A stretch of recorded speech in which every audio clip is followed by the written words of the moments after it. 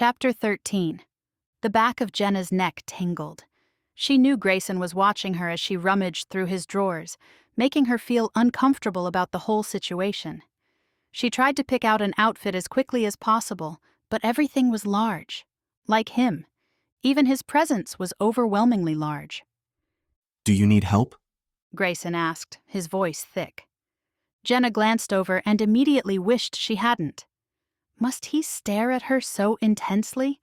It was as if he was trying to cut a hole through her with his eyes. She looked back at the drawer, which was now messy from her rummaging, avoiding his eye contact. He must be irritated with her.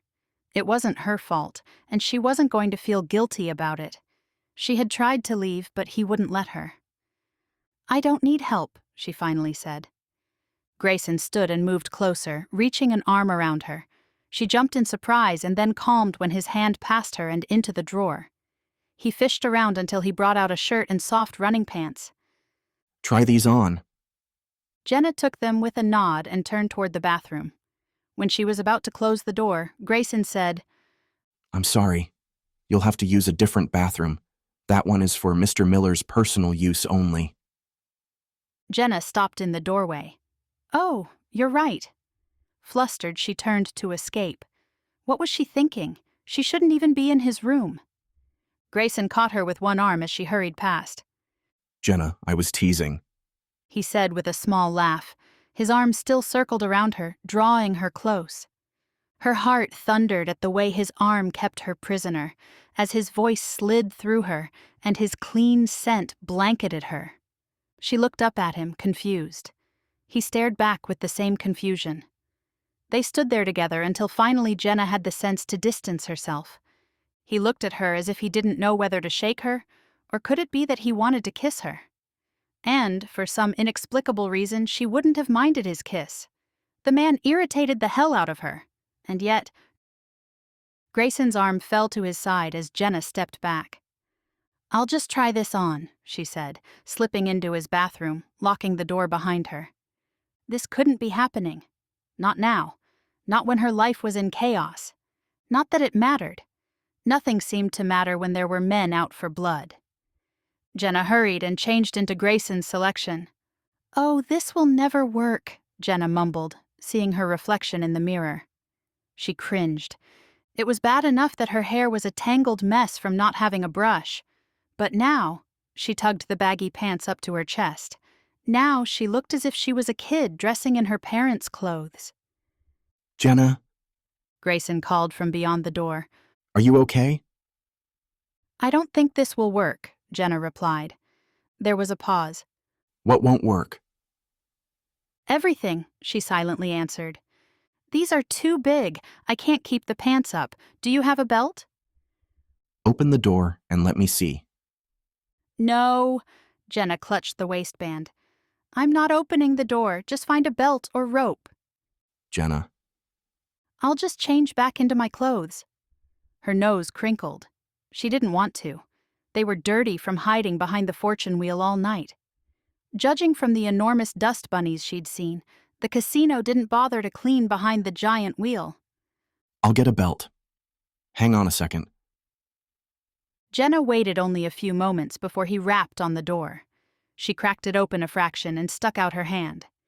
As soon as she felt the belt graze her hand, she yanked it from his grasp and slammed the door, nearly crushing his fingers.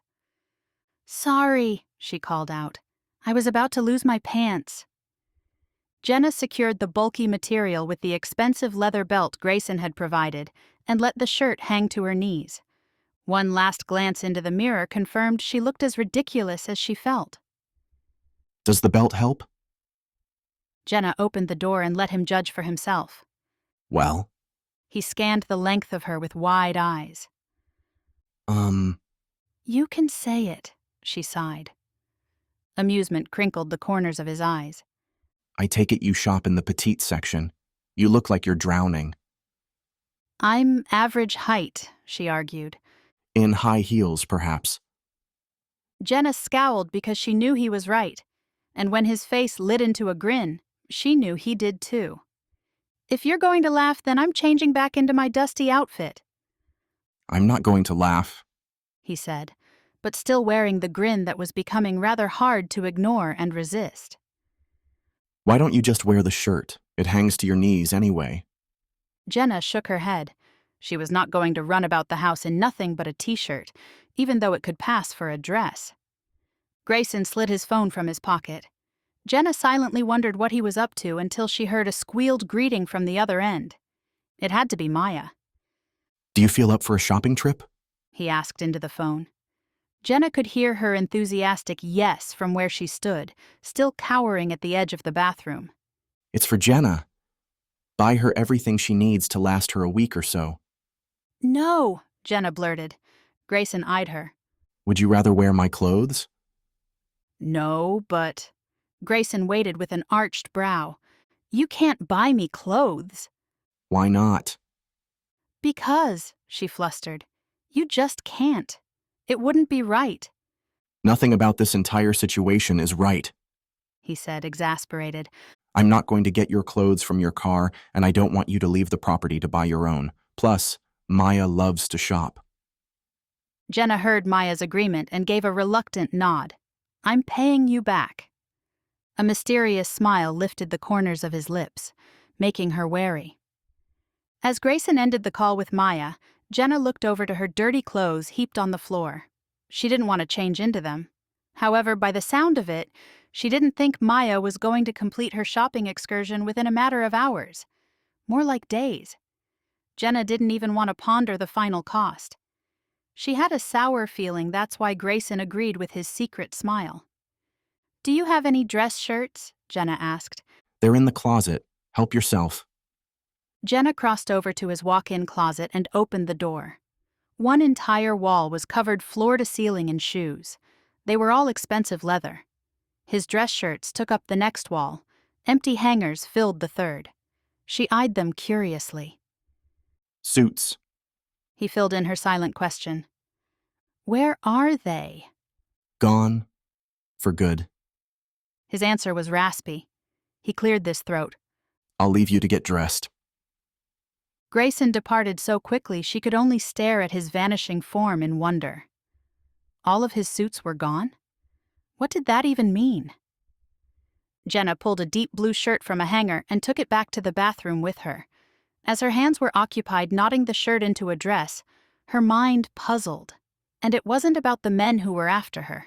No, it was about a man who was missing a wall worth of suits. With long, determined strides, Grayson arrived at his garden. He'd had every intention of scrapping the project since his property was now on the market, but he needed the distance, the fresh air. He had to think, or at least try to. He knew that wouldn't happen with Jenna near, wearing his clothes. It was as if his brain had seized.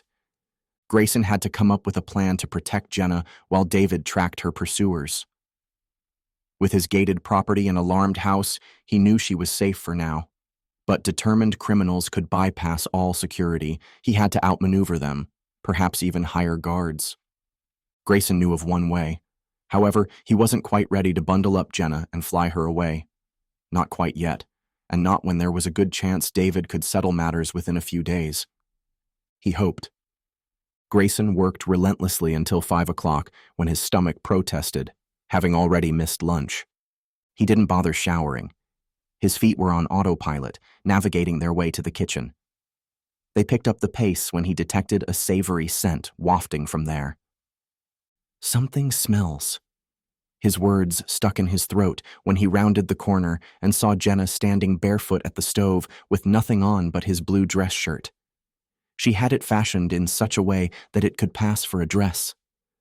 The shirt arms were crisscrossed over her chest and tied behind her neck. Her shoulders and arms were bare.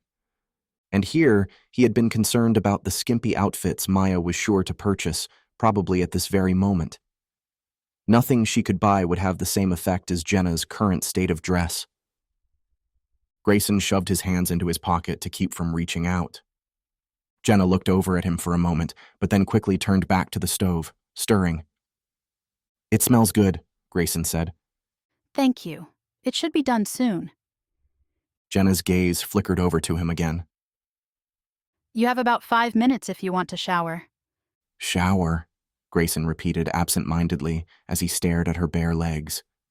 With a shake of his head, he turned and fled to his room. Cold shower. Cold, cold, icy cold shower. Jenna watched in puzzlement as Grayson ran from the kitchen. He was acting very strangely. Instead of looking at her as if he wanted to strangle her, he looked as if he... No, that's crazy. She stirred the sautéing mushrooms as she pondered, her thoughts drifting to her brother. Again. For the longest time it had been just the two of them. Now it was just her. Jenna hoped and prayed her brother was alive.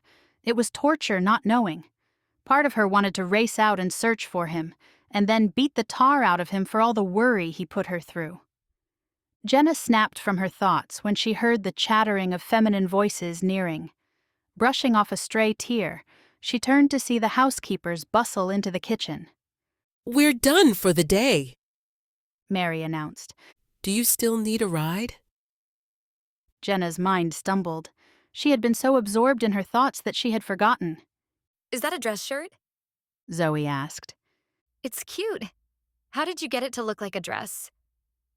I think it was on a video or something, Jenna replied absent-mindedly, trying to gather her thoughts. David was investigating. Grayson was stuck protecting her when it was very obvious he'd rather garden.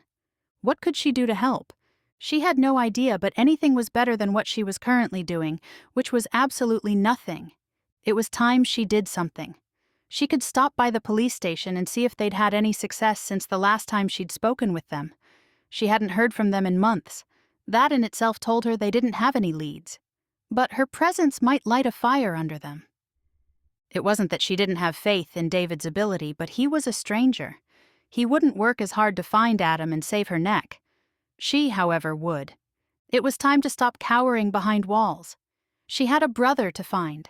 But first, she had to get some decent clean clothes. She couldn't go to the station in her current state. Yes, I would love a ride to my car. Jenna turned off the stove and followed the cleaners to their van. She settled in back next to Zoe, who had been constantly chattering as they walked outside. "Zoe, give it a rest for a minute," Mary said, starting the engine. "We've heard enough about Mr. Miller for one day." Jenna clicked her seatbelt and silently agreed. She already had the first twinge of guilt poking at her for leaving. She didn't need to hear about how great he looked bending over. Mary slowly turned down the drive and headed for the gate. As she neared, a blur shot past the van. The ladies screeched as Mary slammed on the brakes. They all stared wide-eyed at Grayson, who was seething in nothing more than a pair of jeans that molded to his skin, still wet from the shower. Jenna's eyes traveled to the button that was undone, and then flew back to his face, taut with anger. Holy Moses! June, the first to find her voice, exclaimed. "We're fired!" Mary cried. He's gorgeous. Zoe squealed, shivering at his lethal sight. Grayson's deadly stare, framed by wet, clinging hair, snapped over to Jenna. Jenna, outside now!